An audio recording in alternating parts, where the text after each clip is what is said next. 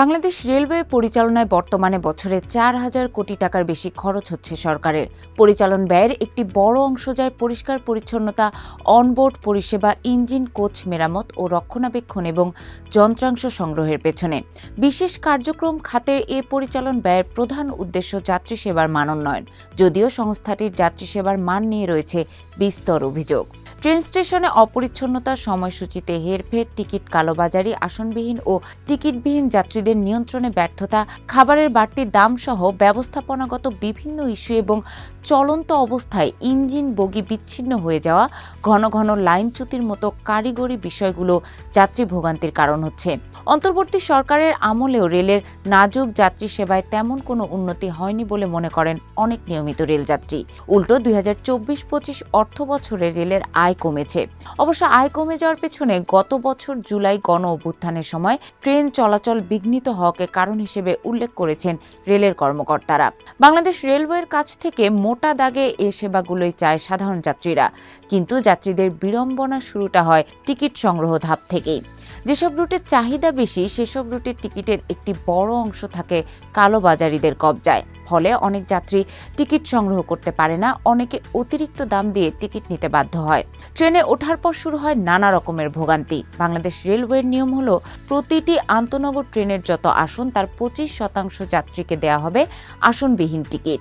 বেশিরভাগ ট্রেনে এই আসনবিহীন যাত্রী ছাড়াও টিকিটবিহীন থাকে অসংখ্য যাত্রী, যারা গাদাগাদি করে বগিতে বগিতে দাঁড়িয়ে থাকে। এই স্ট্যান্ডিং যাত্রীদের কারণে অস্বস্তিকর হয়ে ওঠে সাধারণ যাত্রীদের ভ্রমণ। বেশিরভাগ ট্রেনের টয়লেট নোংরা এবং অস্বাস্থ্যকর থাকার অভিযোগ অনেক পুরনো। কোচ বগিগুলোতে দেখা যায় অপরিষ্কার, অপরিচ্ছন্নতার ছাপ। যাত্রীদের ভোগান্তি আরও বাড়িয়ে দেয় ট্রেনের এলোমেলো সময়সূচি আর রক্ষণাবেক্ষণের ঘাটতির কারণে ঘটে যাওয়া ছোট বড় দুর্ঘটনা। দেশের প্রধান ও সবচেয়ে ব্যস্ত স্টেশন ঢাকার কমলাপুর। সরেজমিন ঘুরে দেখা গেছে দেশের সবচেয়ে বড় এই স্টেশনে যাত্রীদের জন্য নেই পর্যাপ্ত বিশ্রামাগার। ট্রেনের জন্য বেশিরভাগ যাত্রীকে প্ল্যাটফর্মে অপেক্ষা করতে হয়। ফ্যান থাকলেও বেশিরভাগ সময় সেগুলো থাকে বন্ধ, নেই পর্যাপ্ত টয়লেটের সুবিধা।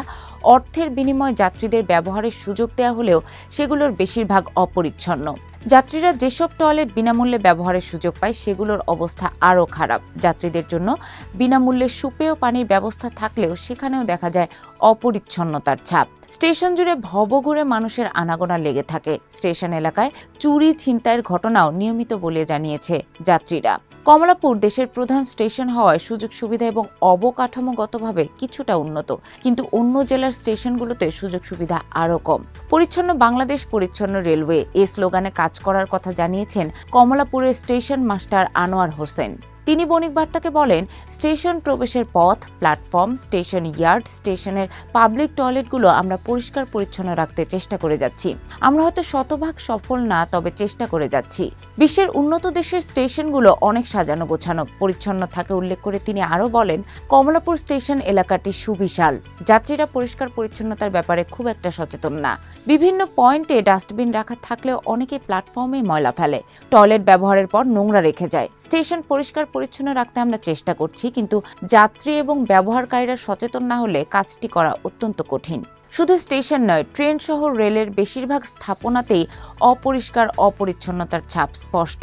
সরেজমিন ঘুরে একাধিক আন্তনগর ট্রেনের বগিতে ময়লা আবর্জনা চোখে পড়েছে। টয়লেটগুলো পাওয়া গেছে অপরিষ্কার, অপরিচ্ছন্ন অবস্থায়। কোনো কোনো ট্রেনে যাত্রীদের বসার আসন ভাঙাচোরা এবং নোংরা। অন্তর্বর্তী সরকারের কাছে রেলে দীর্ঘদিন ধরে চলে আসা অব্যবস্থাপনা, অনিয়ম দূর করে সেবার মান বৃদ্ধির প্রত্যাশা করেছিল যাত্রীরা, কিন্তু সরকার তাদের এ প্রত্যাশা পূরণে ব্যর্থ হয়েছে বলে মনে করছেন পরিবহন বিশেষজ্ঞ ও বাংলাদেশ প্রকৌশল বিশ্ববিদ্যালয়ের অধ্যাপক ডক্টর শামসুল হক। এ প্রসঙ্গে তিনি বণিক বার্তাকে বলেন, রেলে যাত্রী সেবার মান অনেক খারাপ। স্বাভাবিকভাবে সবার প্রত্যাশা ছিল সেবার মানের ব্যাপারে অন্তর্বর্তী সরকার অন্তত কিছু একটা করবে। রেল বিনিয়োগ বঞ্চিত ছিল, এ কথা আর বলা যাবে না। বিগত 10-15 বছরে বিপুল অঙ্কের বিনিয়োগ হয়েছে। এখন এই বিনিয়োগের সুফল পাওয়ার কথা। সুফল আদায়ের কাজটি এ সরকার ঠিকমতো করতে পারেনি। সরকার কিছু প্রকল্পের ব্যয় সাশ্রয় করতে সক্ষম হলেও যাত্রী সেবার মান বাড়াতে দৃশ্যমান কিছু দেখাতে পারেনি। মন্ত্রণালয়ের তথ্যানুযায়ী চলতি 2025-26 অর্থবছরে রেলের পরিচালন ব্যয়ের লক্ষ্যমাত্রা ধরা হয়েছে 4,229 কোটি টাকা। এ পরিচালন ব্যয়ের বিপরীতে 3,173 কোটি টাকা রাজস্ব আয়ের লক্ষ্যমাত্রা ধরা হয়েছিল। যদিও এ লক্ষ্যমাত্রা অর্জন করা সম্ভব হবে না বলে সম্প্রতি এক সভায় জানিয়েছেন বাংলাদেশ রেলওয়ে মহাপরিচালক আফজাল হোসেন। রেলের বাজেট সম্পর্কিত সভায় তিনি বলেন, লোকোমোটিভ সংকট, আমদানিকারকদের কার্যক্রম কমে যাওয়ায় রাজস্ব আয়ের লক্ষ্যমাত্রা অর্জন করা সম্ভব হবে না। ওই সভায় রাজস্ব আয়ের লক্ষ্য 517 কোটি টাকা কমিয়ে 2,655 কোটি টাকা নির্ধারণের প্রস্তাব দেওয়া হয়েছে।